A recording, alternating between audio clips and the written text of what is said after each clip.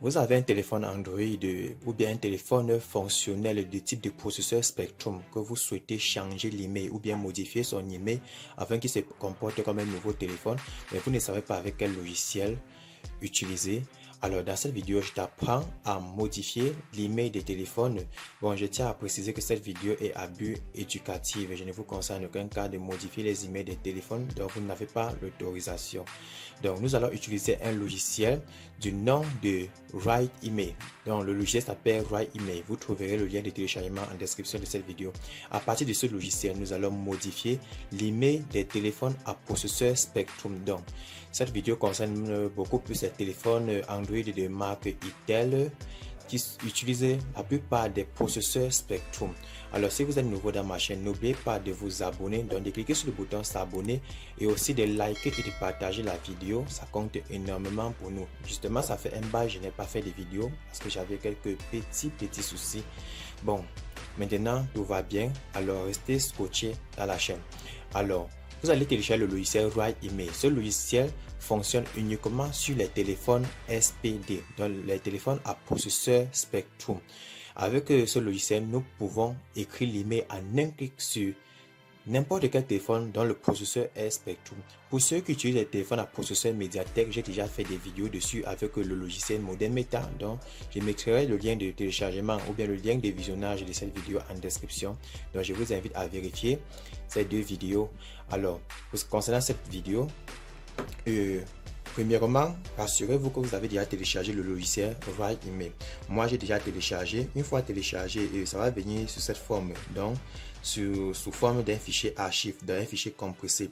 Je vous conseille de télécharger cette version dans la version R3. Donc, moi, par défaut, j'ai déjà téléchargé et à partir du logiciel de décompression comme WinRAR ou AOZIP, j'ai pu l'extraire. Donc, j'ai extrait le programme. Donc, le voici sur mon bureau. C'est un programme exécutable, donc on n'a pas besoin de l'installer. Il suffit juste de double-cliquer sur le dossier. Une fois le dossier ouvert, c'est à vous de double-cliquer sur l'application en question. Ça s'appelle writeemail.exe. Donc c'est un exécutable. Alors une fois qu'on va double-cliquer sur l'application, il va s'afficher comme ceci. Elle va s'afficher comme ceci. Alors voici l'interface par défaut de l'application Write Email. Donc il ne sert qu'à écrire les emails et aussi d'autres informations réseau dans le téléphone. Donc on peut modifier les informations de la baseband, c'est-à-dire de la bande de base du téléphone, mais ce qui nous intéresse c'est pour l'email. Alors pour flasher l'email dans un téléphone, que ce soit Android ou bien un téléphone fonctionnel, qu'est-ce que vous allez faire? Dans le logiciel, à première vue, bon, je vais expliquer comme si vous n'avez jamais eu à toucher ce logiciel. Vous allez venir comme ceci, vous rassurer que le port, vu qu'on veut connecter un téléphone et changer l'email, on va se rassurer que le port par défaut est sur USB parce que nous allons utiliser un cordon, c'est-à-dire le cordon USB pour pouvoir réparer l'email. Donc par défaut, mettez sur USB le type de connexion et vous cliquez sur Mode Select. Il faut vous rassurer que c'est sur Calibration Mode. Donc rassurez-vous que par défaut c'est Calibration Mode qui est sélectionné. Donc vous cliquez sur Select comme ceci. Maintenant, bon, j'ai dit dans Mode Select, ne cochez pas Switch Mode Without Rebooting. Laissez juste celui-ci. Vous cliquez sur Select, là. Et vous voyez ici, on dit Please Input Email 1. Ici où il y a déjà une email automatique. On va modifier. Ça, c'est l'email que l'application lui-même a généré. L'application a généré. On va cliquer sur Set comme ceci pour que nous-mêmes nous allons paramétrer. À ce niveau, nous allons paramétrer le logiciel. Je vous conseille, si votre téléphone prend 2 SIM, veuillez cocher ces 2 SIM, SIM 1 et SIM 2. Si ça prend 3 SIM, veuillez cocher SIM 3. Et maintenant, après avoir coché email pour la SIM 1 et pour la SIM 2, donc ici, ça concerne l'email de ces 2 SIM. Si vous voulez changer juste l'email de la SIM 1, vous devez juste cocher une seule case. Si vous voulez changer l'email des deux SIM, vous cochez les deux. Et à ce niveau, vous choisissez Auto Generate Email. Comme ceci. Donc ne mettez pas sur manuel, mettez sur auto generate email parce que vous-même vous allez saisir votre email. Auto generate email, c'est pour dire que l'email va se générer automatiquement. Dès que vous faites ces deux, par défaut chez vous, le Bluetooth MAC adresse serait coché et le MAC Wi-Fi MAC adresse serait également coché. Je vous conseille de décocher parce qu'on veut juste changer l'email et non les adresses Bluetooth et Wi-Fi. Donc, vous décochez, vous vous rassurez, vous avez juste coché email de la SIM 1 et pour la SIM 2. À ce niveau, bon, vous pouvez effacer l'email ici, vous écrivez vos propres emails. Donc, je vous conseille de mettre, il va falloir que les chiffres que vous allez entrer atteignent 15 chiffres. L'email n'est pas moins de 15 chiffres, ni plus. Donc, vous pouvez mettre du n'importe quoi. Ce n'est qu'une email fabriquée, truquée. Donc, dès que c'est fait, il faut cliquer sur Save, comme ceci. Vous voyez déjà, ça affiche ici. C'est normal que vous voyez les derniers chiffres changer. Le logiciel se charge de modifier les derniers chiffres. Donc, c'est un algorithme qui est déjà implémenté dans le logiciel. Parce que l'email de la SIM 1 ne doit jamais être identique avec celle de la SIM 2. Sinon, il doit avoir une usurpation de code ou bien d'adresse. Bon, dès que c'est fait, qu'est-ce qu'on fait? On clique sur Write comme ceci.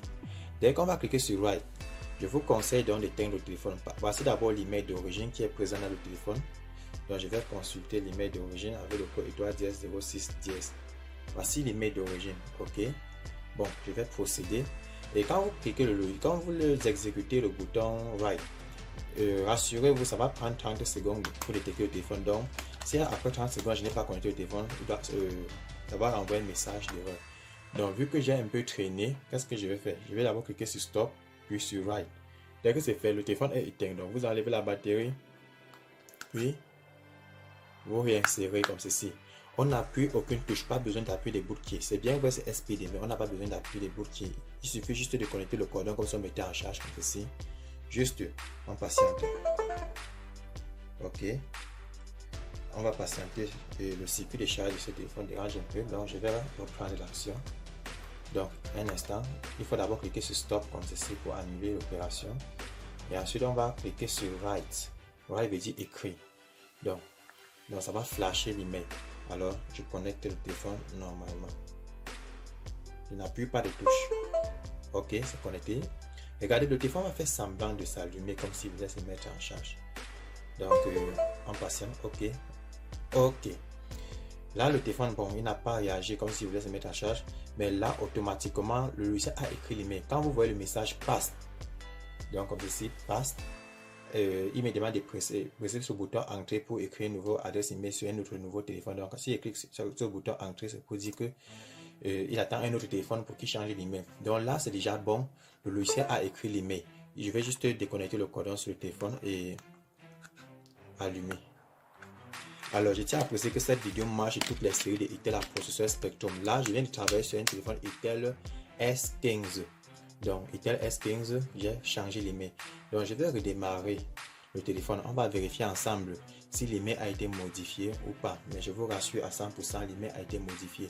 Donc, ce logiciel, c'est un puissant outil pour changer l'email sur les téléphones SPD. Si cette vidéo vous a plu, alors n'oubliez pas de lâcher un pouce bleu, de vous abonner à la chaîne et de partager. Et n'oubliez pas également de visiter la description de cette vidéo parce que vous trouverez des liens importants. Alors, vu que le téléphone va mettre l'homme pour démarrer, je vais mettre la vidéo en pause afin de ne pas consommer assez de temps. Car si on ne fait pas comme ça, la vidéo va beaucoup durer. Ok, là, le téléphone a démarré. Qu'est-ce qu'on fait? On vérifie l'email si c'est vraiment... Ok. Alors, là... on tape étoile 06 10. Ok, comme vous pouvez le constater, l'email a été correctement modifié. Vous voyez, l'email a été correctement modifié. Alors, maintenant, vous avez vu la procédure, comment changer l'email avec le logiciel Email Writer. Alors, vous allez vous demander que est-ce que je peux résumer la procédure? La procédure est très simple. Pour résumer, quand vous ouvrez le logiciel, quand vous téléchargez le logiciel déjà, rassurez-vous que vous avez téléchargé et installé les pilotes SPD dans les pilotes Spectrum.